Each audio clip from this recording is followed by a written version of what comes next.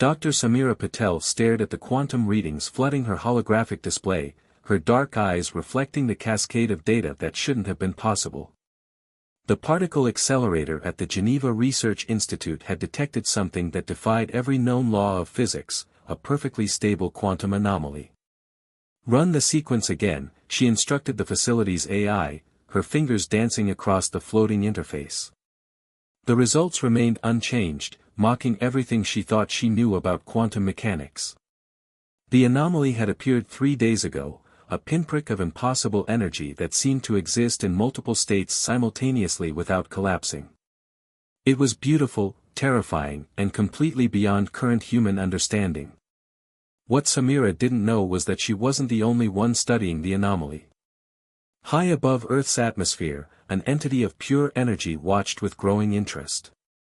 Crixel had traveled across 11 dimensions to find someone capable of understanding what was coming, and this human's work had drawn their attention. The security alarms blared without warning, bathing Samira's lab in pulsing red light. She spun toward the quantum chamber just as reality itself seemed to fold inward. The air shimmered like heat waves rising from hot asphalt, and then something stepped through. Crixel manifested in a form they hoped wouldn't terrify the human, a vaguely humanoid shape composed of shifting purple and blue energy. Their voice resonated directly in Samira's mind, a symphony of mathematical equations and quantum probabilities. Dr. Samira Patel, Crixel's thoughts formed words in her consciousness, your work on quantum entanglement has drawn our attention. We need your help to prevent the collapse of multiple dimensions. Samira's first instinct was to run, but her scientific curiosity won out. You're connected to the anomaly we detected? The anomaly is a warning, Crixel explained, their form rippling with urgency. A crack in the walls between dimensions. There will be more. Without intervention, the dimensional barriers will fail within your Earth year. Samira's mind raced with implications. Why come to us? Surely your civilization has better technology, more advanced knowledge. Crixel's form pulsed with what might have been appreciation. Technology isn't the answer. Human consciousness has unique properties we've never encountered. Your ability to collapse quantum states through observation, to influence reality through thought, it's unprecedented. Before Samira could respond, new alarms sounded. Security forces would be arriving soon, drawn by the energy spike of Crixel's arrival. The entity's form flickered anxiously. We don't have much time, Crixel projected. Will you help us understand how human consciousness interacts with quantum reality? The survival of countless dimensions depends on it. Samira looked at her life's work displayed across the lab screens, then at the impossible being before her. Everything she believed about physics, about reality itself, was being rewritten in this moment. I'll help, she said firmly, but I need to understand everything. No holding back information. Crixel's form brightened noticeably. Agreed. But we must leave now. Others are coming who wouldn't understand. They would try to capture me, study me. We don't have time for that. The sound of boots in the corridor grew louder. Samira made a split-second decision that would change not only her life but potentially the fate of multiple dimensions. What do we do? Trust me, Crixel extended a tendril of energy toward her. And try not to let your consciousness collapse the quantum state during transfer. Samira reached out, her hand passing through Crixel's energy form. The sensation was like touching pure mathematics, equations flowing through her nerve endings. The lab dissolved around them just as the security team burst through the door. They emerged in what appeared to be a chamber of pure light, geometric patterns shifting in impossible ways. Samira fought down her nausea as her mind struggled to process the non-Euclidean space. Welcome, Crixel's thoughts seemed clearer here, to the space between dimensions. Your first lesson in quantum consciousness begins now. As Samira took in the impossible architecture around her, she realized she'd just volunteered humanity for perhaps its greatest challenge yet. They needed to prove they could comprehend and manipulate the very fabric of reality itself. The adventure had begun. And somewhere in the quantum foam between dimensions, the cracks were spreading. The observation lounge became their ritual over the next few weeks. After each shift, Jace and Naira would find themselves drawn there, discussing cases and watching distant stars paint trails of light across the void. Tonight, something was different. Naira's bioluminescent patterns seemed to pulse with unusual intensity, and her silver eyes held a strange gleam. "Have you ever encountered Rigelian fever before?" she asked, her fingers tracing patterns on the condensation of her glass. The movement was hypnotic, and Jace had to force himself to focus on her words. "Only in textbooks," he replied. "It's supposed to be nearly extinct. We had a case today in Quarantine Bay 3. Naira's voice was tight. The patient showed unusual symptoms. I'd appreciate your perspective on the test results."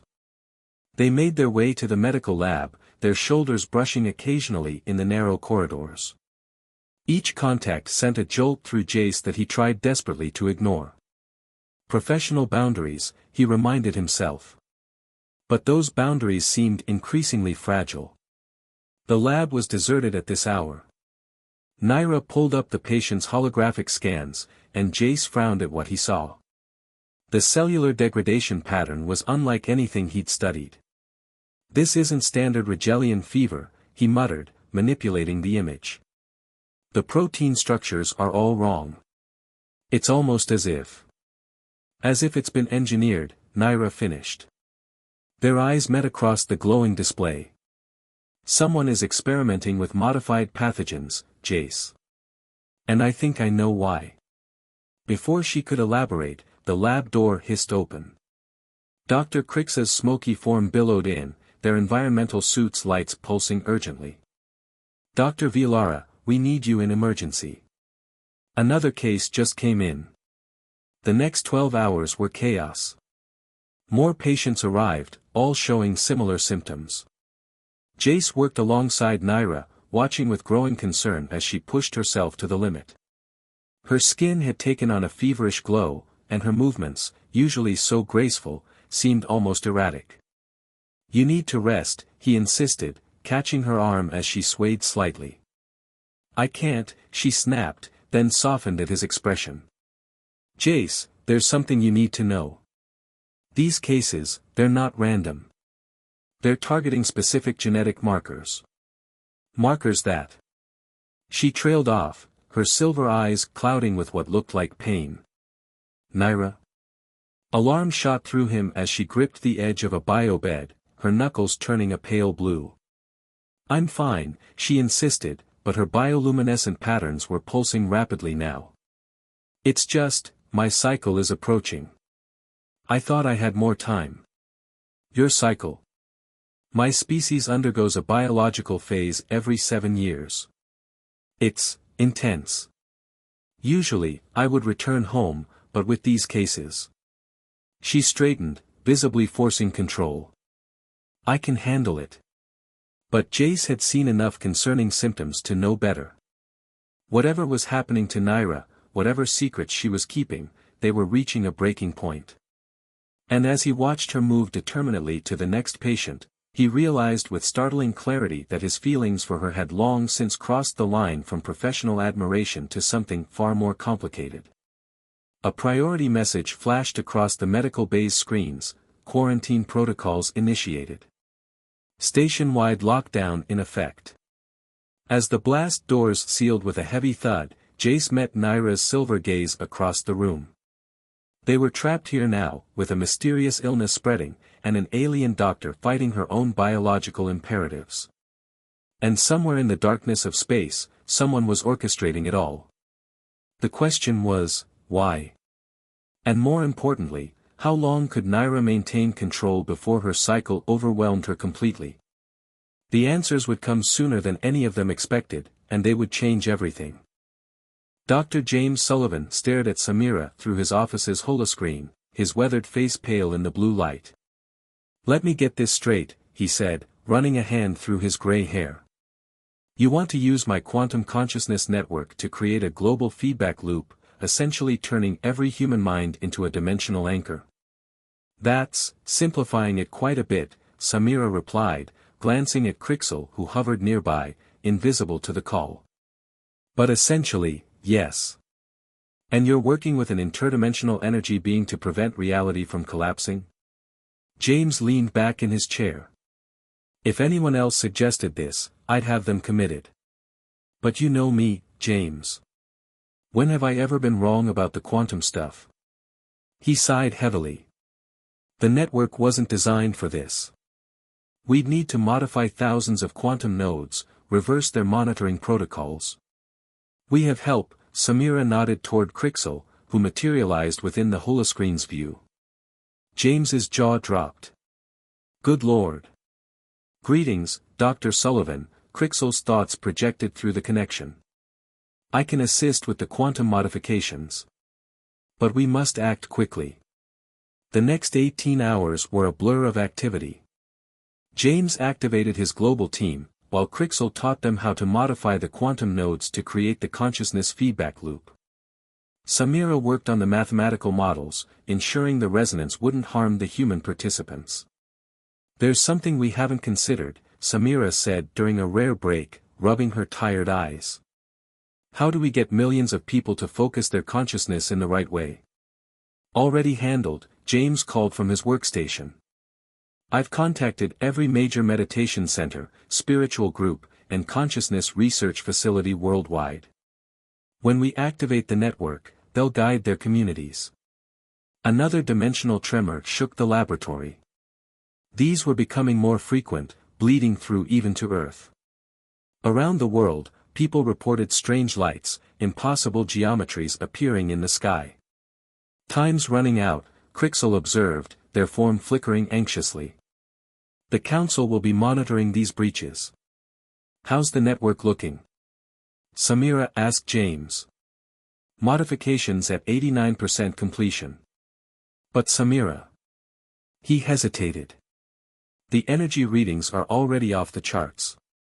Once we activate the feedback loop, there's no telling what it might do to the human consciousness. We don't have a choice, she replied. If we don't try this, there won't be any consciousness left to worry about. A new alarm blared from James's console. Energy spike. Something's coming through. Reality twisted, and Nexar appeared in the lab, their crimson form pulsing with anger. The Council has made its decision.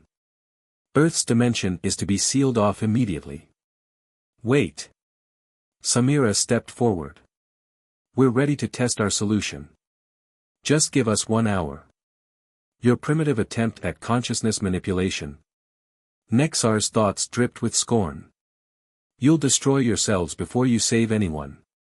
Perhaps that should be their choice, a new voice resonated through the lab. Another energy being appeared, this one glowing with golden light. Council leader Lyra, Crixel's form dimmed respectfully. We didn't expect. Clearly, Lyra's thoughts held a hint of amusement. I came to observe this human solution myself. Their species has surprised us before. Samira felt the weight of Lyra's attention, like being studied by a star.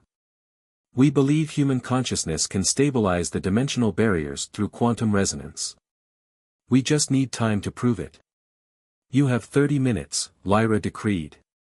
After that, if the breaches continue to worsen, we will seal this dimension permanently. As the Council leader and Nexar withdrew to observe, Samira turned to her team. James. Network modifications complete. Ready on your signal. Crixel. Quantum fields aligned. But Samira. Their form rippled with concern. This level of consciousness synchronization has never been attempted. The human mind wasn't designed for this kind of quantum connectivity. Samira took a deep breath, squaring her shoulders. Maybe not. But human consciousness evolved to collapse quantum states, to shape reality through observation. If any species can handle this, it's ours. She turned to James's global communications panel. Send the signal. It's time to see what humanity's collective consciousness can really do. As the quantum network hummed to life, Samira could only hope that humanity was ready for its greatest test, becoming the conscious quantum processors of reality itself. The next 30 minutes would either prove humanity's worth to the cosmic community or seal their dimensional fate forever.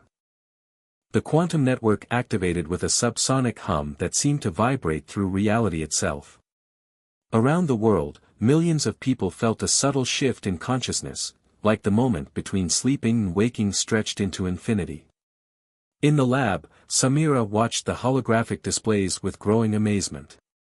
The resonance patterns, they're actually stabilizing. Consciousness synchronization at 18% and climbing, James reported, his fingers dancing across multiple interfaces. Major meditation centers are reporting successful quantum entrainment. Crixel's form pulsed with excitement. The dimensional barriers are responding. Look! The real-time display showed the quantum cracks beginning to seal themselves, human consciousness acting as a natural stabilizing force. Even Lyra's golden form brightened with interest. Then everything went wrong. Red warning lights flooded the lab as new energy signatures appeared worldwide. Multiple quantum intrusions detected. James shouted. Something's interfering with the network. Dark shapes emerged from tiers in reality, crystalline entities that seemed to absorb light itself. Nexar's form flared with recognition. The Void Collective. They're supposed to be sealed in the dark dimensions. They feed on quantum instability, Lyra's thoughts rang with alarm.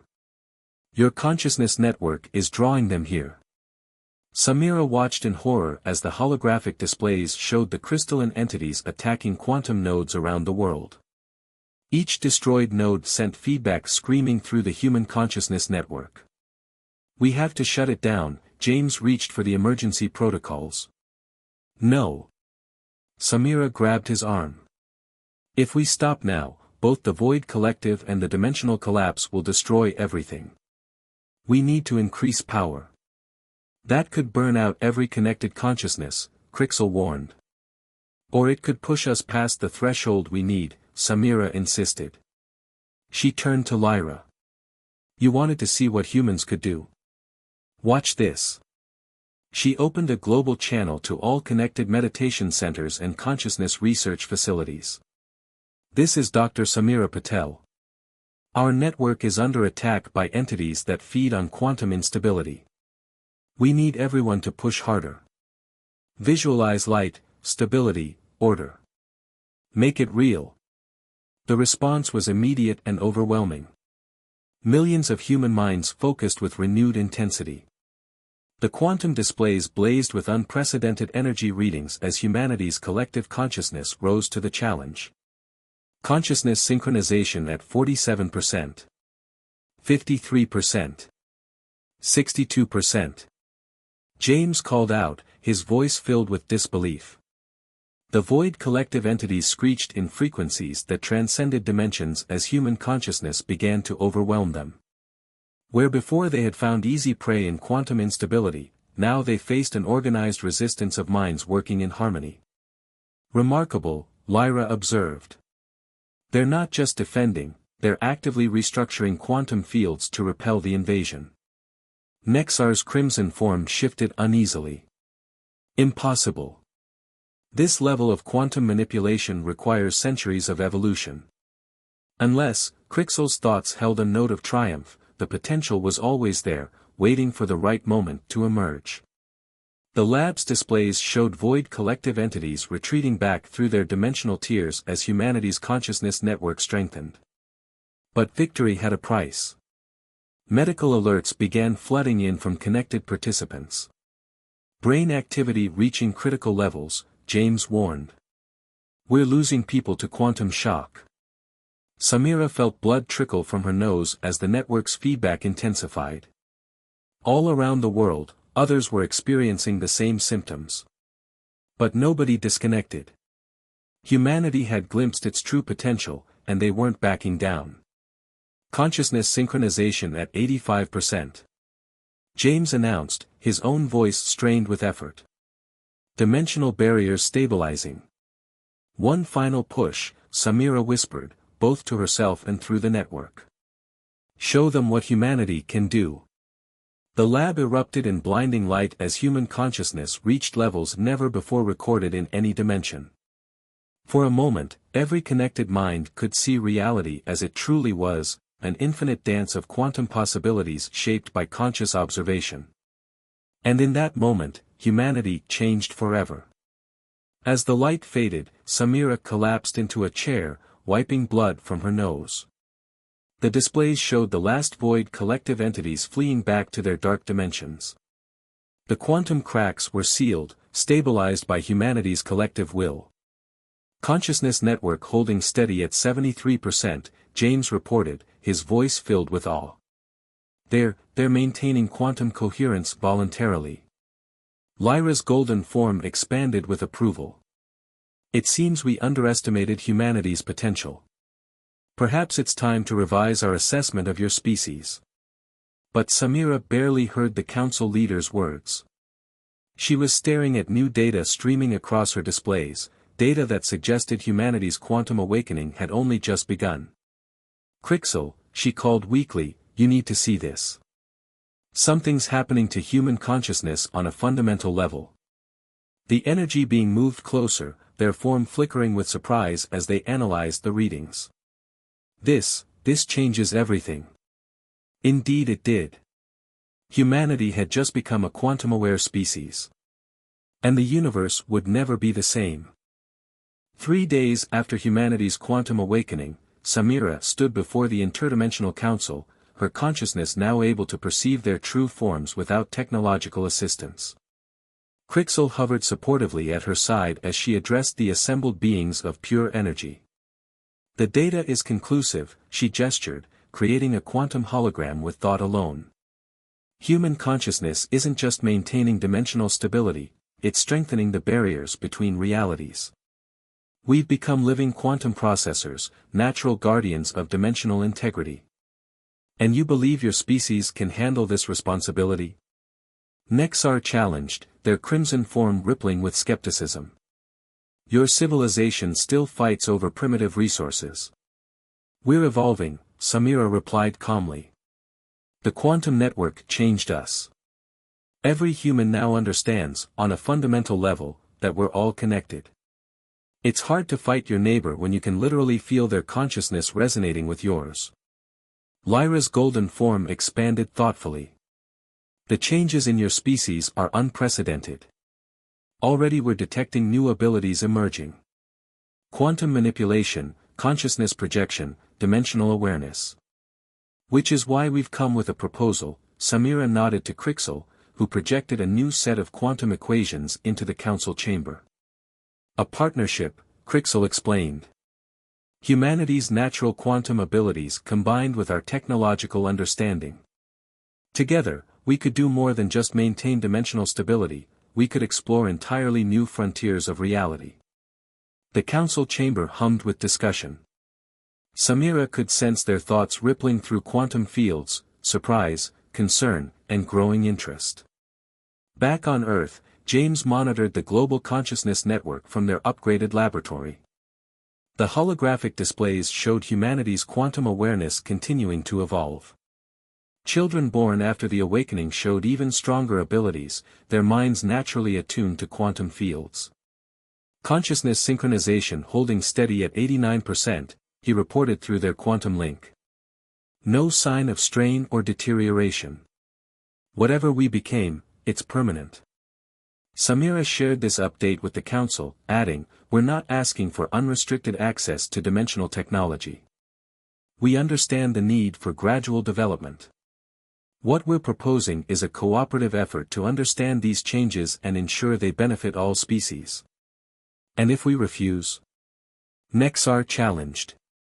If we decide to limit your dimensional access? Samira smiled quietly. With respect, that's no longer possible. Human consciousness has evolved beyond simple dimensional barriers. We can't unknow what we've learned, unbecome what we've become.